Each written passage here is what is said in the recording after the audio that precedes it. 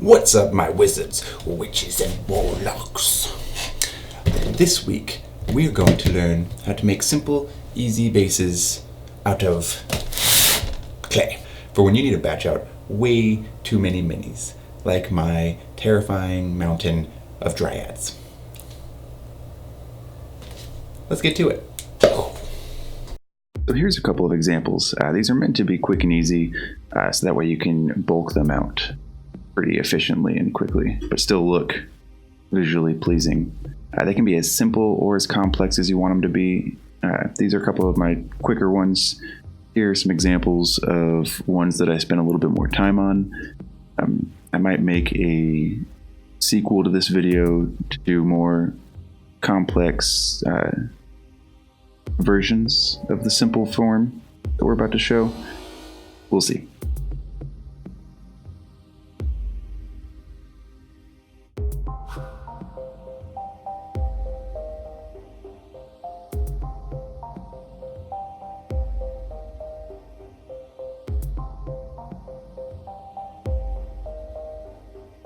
So first and foremost, we need some tools. You can get these in any hobby store. They don't have to be super expensive or fancy. I end up typically using these for about 97% of my work, so you don't have to go too crazy with them. Just find some that you like and enjoy and get to it. Next, we need to start off with some clay. Start with a small little ball and then kind of mold it across the base of the mini. You can go into this with a plan, with a set design or sculpt that you want to do, or you can be like me and just slap it on and kind of push it around and see where you feel like putting it. This one specifically, we're going to do the log. So I tend to try and do a lip, as you see here, that I can rest the log against, and then I'll even go in later and stick a little rock or pebble under the log, so I basically have 3 points of contact keeping the log in place. And once you're happy with that, you can be as picky with it as you want.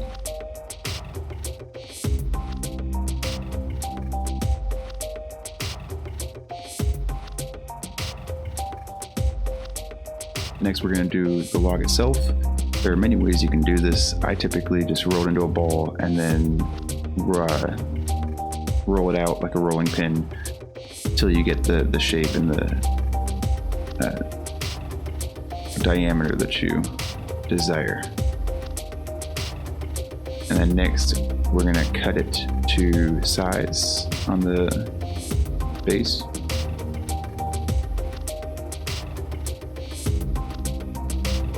And the next part, you need to hollow it out. The easiest way to do this is to just get something small and pointy and start with a small hole, and then you can basically spin it in a clockwise or counterclockwise motion, and it'll widen that hole out and kind of dig it out, opposed to just trying to punch a hole straight through the entire thing.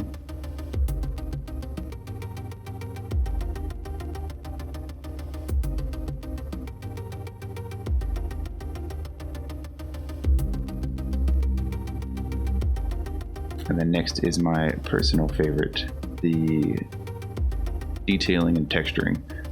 This is the part where it's always better to pull up references. It never hurts to have a bunch of references and things to look at to kind of help you with the flow of the texture and detail. But have fun with it. Put as much as you want, put as little as you want.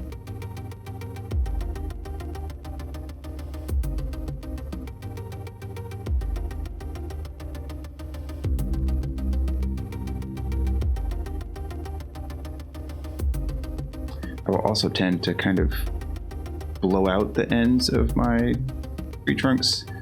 I personally just like the way it looks. I feel like it adds more age to the tree trunk, or I guess the log. I don't know why, I just makes me feel like it's been there longer.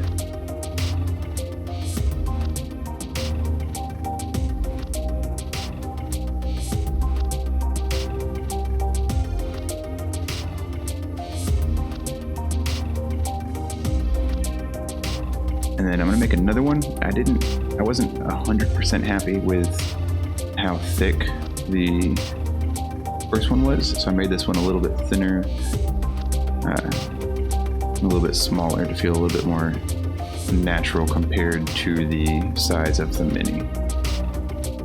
That first one was a big old tray.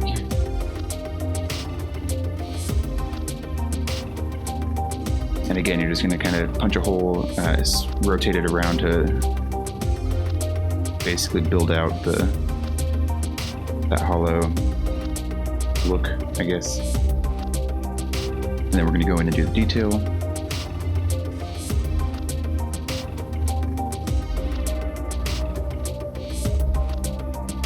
And right there, I apologize. I got a little too sucked into the piece that I was working on and didn't realize that my camera stopped recording. But what I did is I just put a little chunk of clay I wanted to make a branch sticking out. And so I just put a little ball on and then just kind of molded it on and scraped it on. And then here, you're gonna see that things don't always go as planned. As I was trying to put detail on it, it ripped on me. And instead of trying to fix it, I just rolled with it because there are no mistakes, just happy accidents.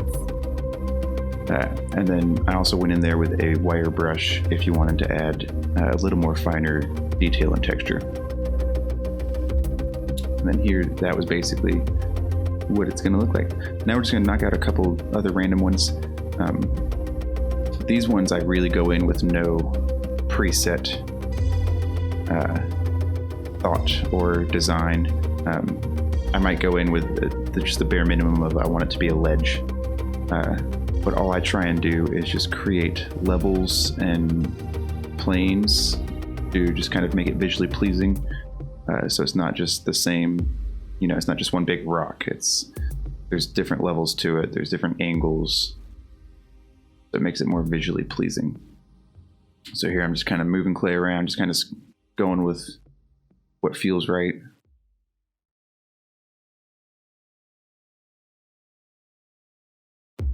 And as I'm going, I'll kind of create things out in my head. So the top of this is, I kind of thought would be a good rock. So I kind of tried turning it into a rock shape and keep making it a little bit separate from the base.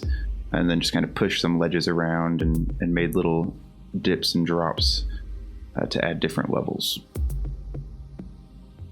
And again, these you can be as nitpicky and detailed as you want, or as quick and easy. And the next step, since air drying clay is really fragile once it dries, I'm gonna add some Podge onto it. I only did one coat. It doesn't make it invincible and indestructible, but it does make it a lot more resilient and sturdy. You can put as many layers on as you want. I just did one, just I'm lazy. I will always do my logs separately, just because I feel like it helps with the strength of fully encasing the entire log and base in Mod Podge before connecting them together. So I'll keep them separate and then connect them with super glue at the end. And then here I'm just shoving that rock in, like I was talking about before, to create 3 points of contact, so that way it's in there nice and good. Now here we're going to start putting flock and basing on. I typically do a thin layer of glue and then put on whatever you want material wise. Now you can do this after you're done painting and priming. I'm trying out doing it before priming. I've never really done it this way, so we're going to see how it works out.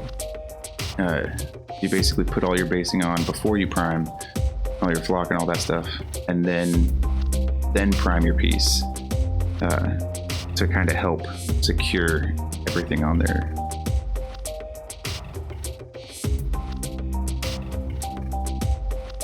So here we're just putting it all together, and then we're going to prime it after they're all done, and then go back and paint it.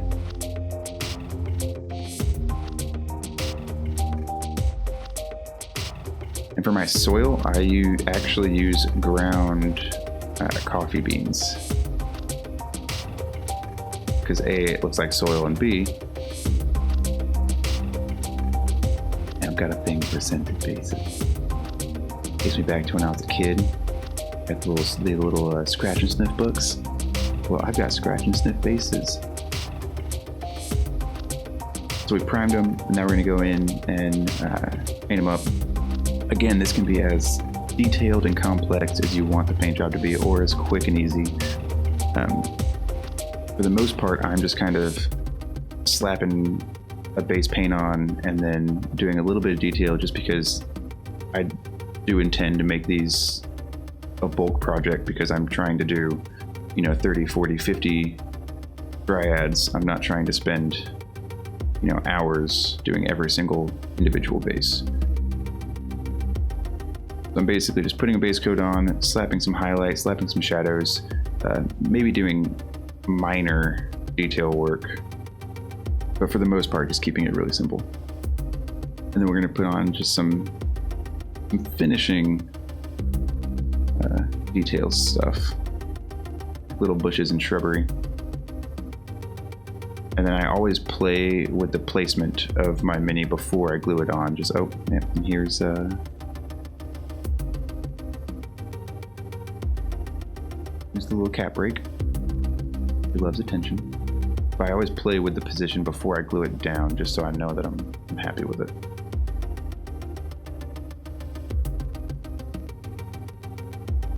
And then we're just gonna do that with the rest of them. And then all that's left is just paint the minis and they're done. And that's basically what they look like.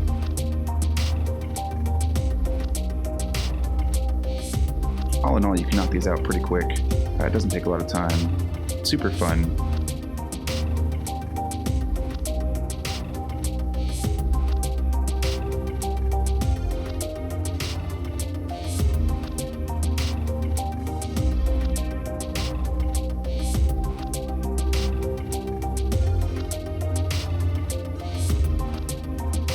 If you like the video, smack that like button. Cast a good old fireball there at that button. If you disliked it, why don't you double tap that dislike button? That'd be great. If you're new, hit that subscribe button. Join the Wizards Guild. I've got a lot of videos in the pipeline. Hopefully they will come out in a timely manner when I have time to do them. But hope you all have a wonderful day, and even better tomorrow. And see you next time.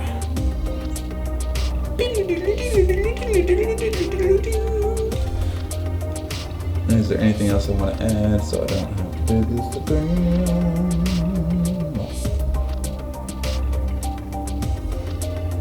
No, okay. Should be good. Keyword. Dang it, Korth. I'm just trying to. Tyler, why don't you just close the window? Well, I like the breeze in here. I don't like listening to the trees.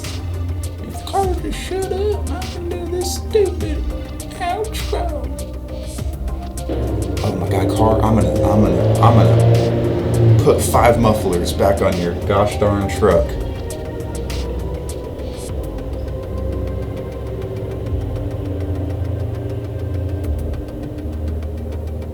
I don't even know where it was. Gosh darn truck over here. Being all loud.